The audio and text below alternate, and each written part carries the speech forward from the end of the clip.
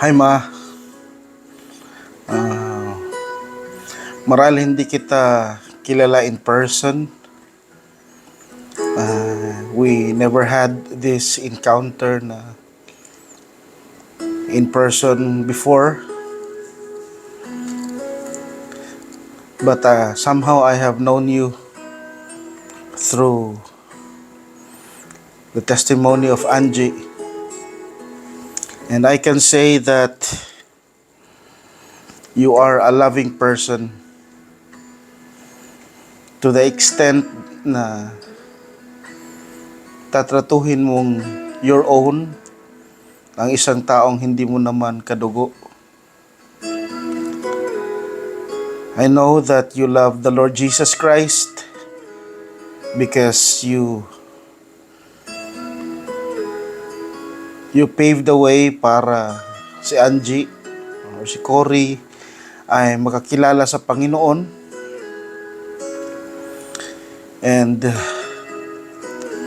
you surrendered yourself to submit to the calling of Papa Alex to be a missionary. You supported him. Nais ko lang man na malaman mo na I am really grateful to God dahil binigyan niya ako ng another na nanay. Ako din ay isang ulila na po sa nanay. My mom passed away when she was 46.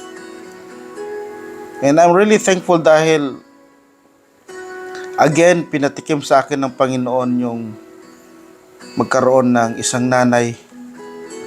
Thank you po kasi kahit hindi mo ako gaanong kilala in person, you accepted me as part of the family.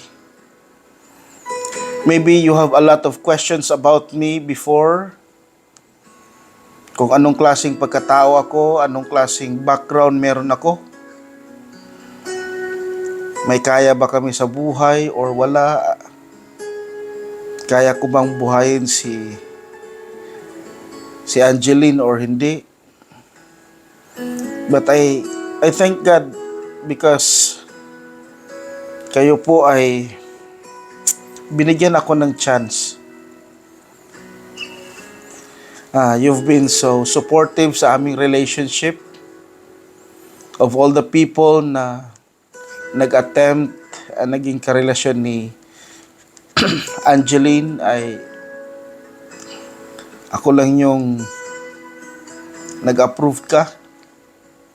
And I am so blessed with that testimony. Not only that, during sa preparation sa wedding, you've been so supportive. Kung tutuusin, ako yung dapat na gumastos talaga ng malaki dahil ako yung lalaki at pakakasalan ko si Angeline, but you sent your support to us. And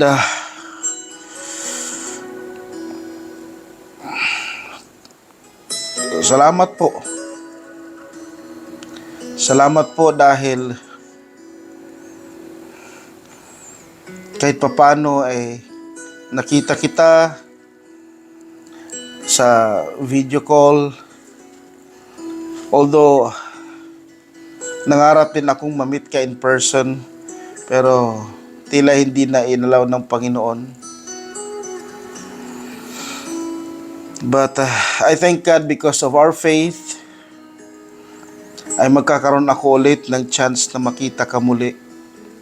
As God has promised in His Word, na kung sino man yung magiging mananampalataya kay Kristo Jesus ay someday ay dadalhin niya sa langit. I am clinging and I am hoping na yung faith na yan ay magiging sight. At muli, makikita kita kasama yung aking nanay. Masakit sa amin na makita kung gaano ka lumalaban ngayon sa iyong buhay. Masakit sa amin na lilisan ka sa mundong ito. Masakit dumaan sa process na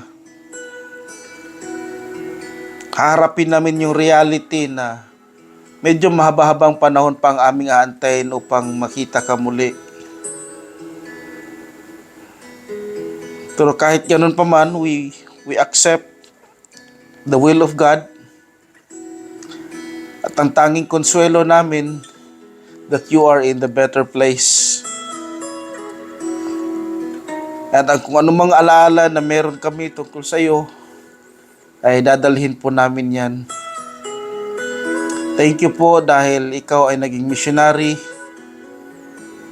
You gave your life para po sa iba.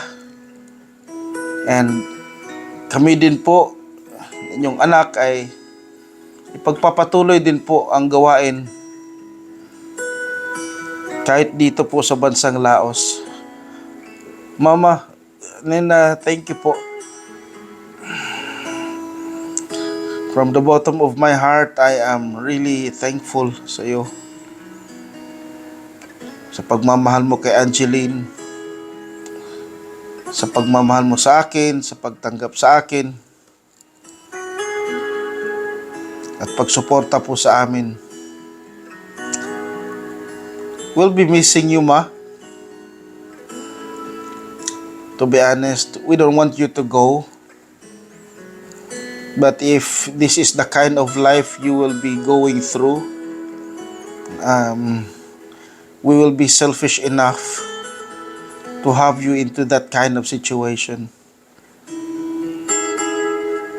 We really prayed a lot that God will extend your life. Yes, Ma, we prayed, but we also understand that God's answer is always better than our prayer.